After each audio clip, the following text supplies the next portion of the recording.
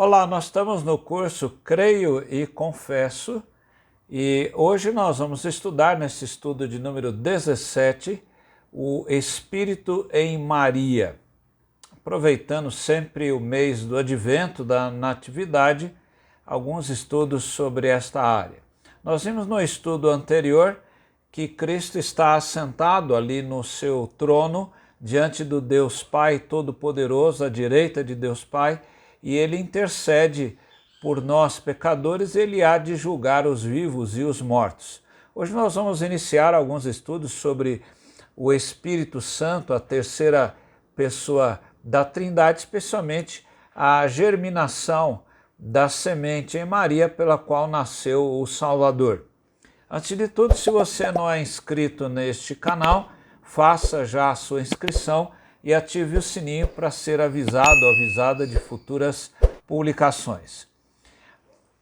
Alguns aspectos importantes nós devemos destacar aqui, pelo menos 6 deles. O primeiro é que nós vivemos num tempo tão pragmático, tão mecanicista e ao mesmo tempo virtual, que esquecemos que o Espírito Santo trabalha de maneira espiritual e também sobrenatural.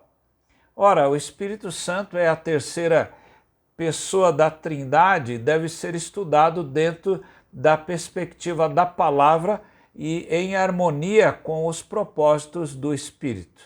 Como as pessoas são pecadoras, era necessário que a germinação da semente em Maria fosse santa. É por isso que Maria não tem contato com José inicialmente.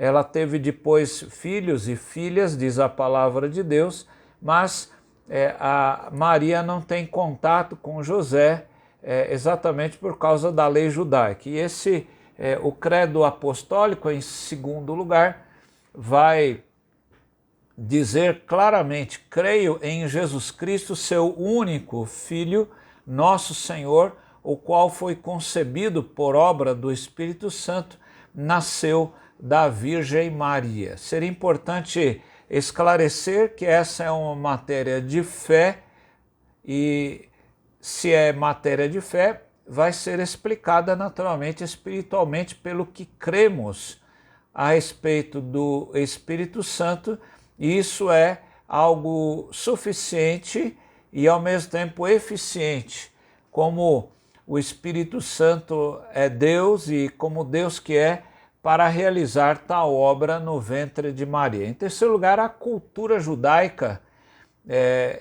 mostra que a mulher deveria casar-se virgem e caso não fosse encontrada assim, ela correr o risco de ser apedrejada. José era uma pessoa justa e não queria que a sua esposa ou a sua prometida não fosse difamada. O verbo grego usado nos textos de Lucas e Mateus, especialmente o verbo difamar, não é?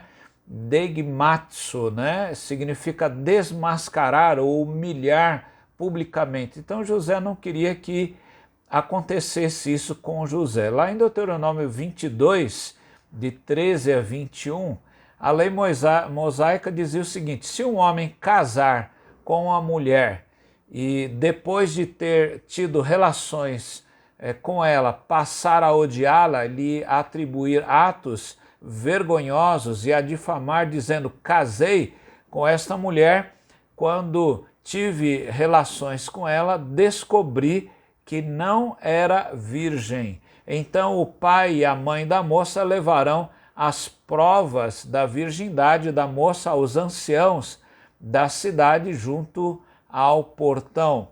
O pai da moça dirá aos anciãos: dei minha filha por mulher a este homem, e ele passou a odiá-la.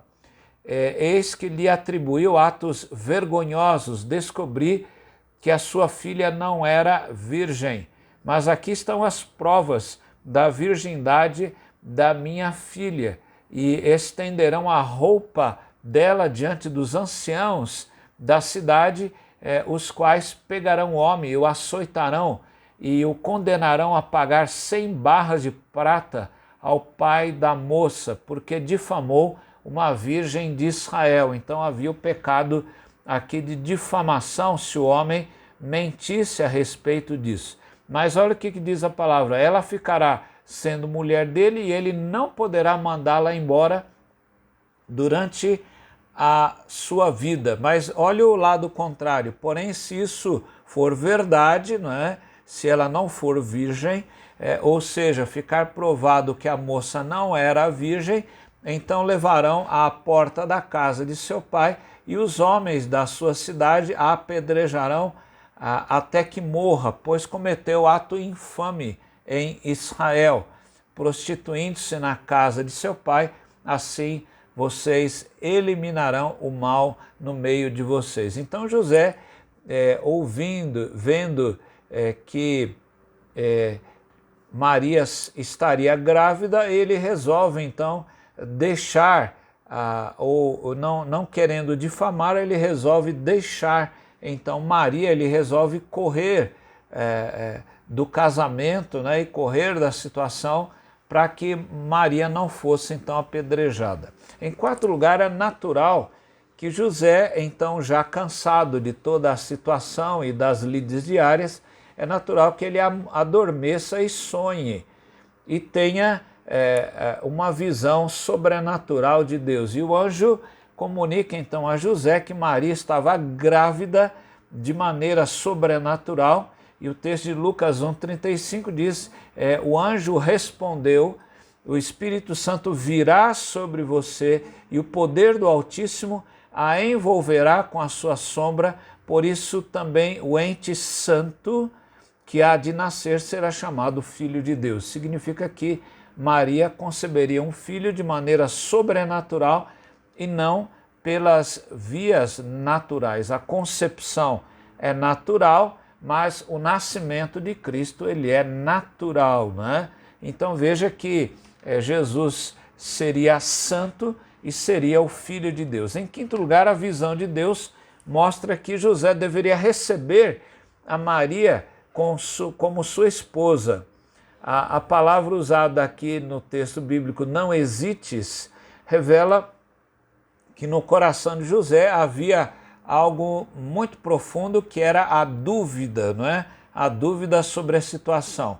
E aqui é um sentimento duplo, né? Algo muito assustador, mas ao mesmo tempo algo muito consolador. Ela está grávida, mas ela será a mãe do Filho de Deus, né? Então é algo que eles não sabiam como era isso, né? Na literatura judaica, a ideia de uma concepção ou nascimento virginal como estava ocorrendo não era conhecida. Contudo, no coração de José há uma alegria por Maria e por si mesmo. Então há um sentimento duplo aqui no coração de José. Em sexto lugar, o anjo lhe mostra que o que estava ocorrendo era o cumprimento do texto da profecia de Isaías, capítulo 7, verso 14, quando o texto diz: portanto o Senhor mesmo lhes dará um sinal, eis que a virgem conceberá e dará à luz um filho e lhe chamará Emanuel. Emanuel quer dizer no hebraico Deus conosco, não é? Então, feito isso, nós agora podemos dizer, como os antigos cristãos: eu creio em Jesus Cristo, seu único Filho, nosso Senhor, o qual foi concebido por quem? Por obra do Espírito Santo. Então, é uma matéria de fé. Eu creio que Jesus, seu único Filho, nosso Senhor, foi concebido por obra do Espírito Santo, nasceu da Virgem Maria. Então, por isso que nós podemos dizer: eu creio no Espírito Santo, nessa obra que ele fez para o nascimento de Jesus Cristo. Que Deus o abençoe e guarde, que Deus abençoe a sua vida, a sua casa, que Deus lhe abençoe, dando um ano, uma vida cheia de bênçãos do Senhor.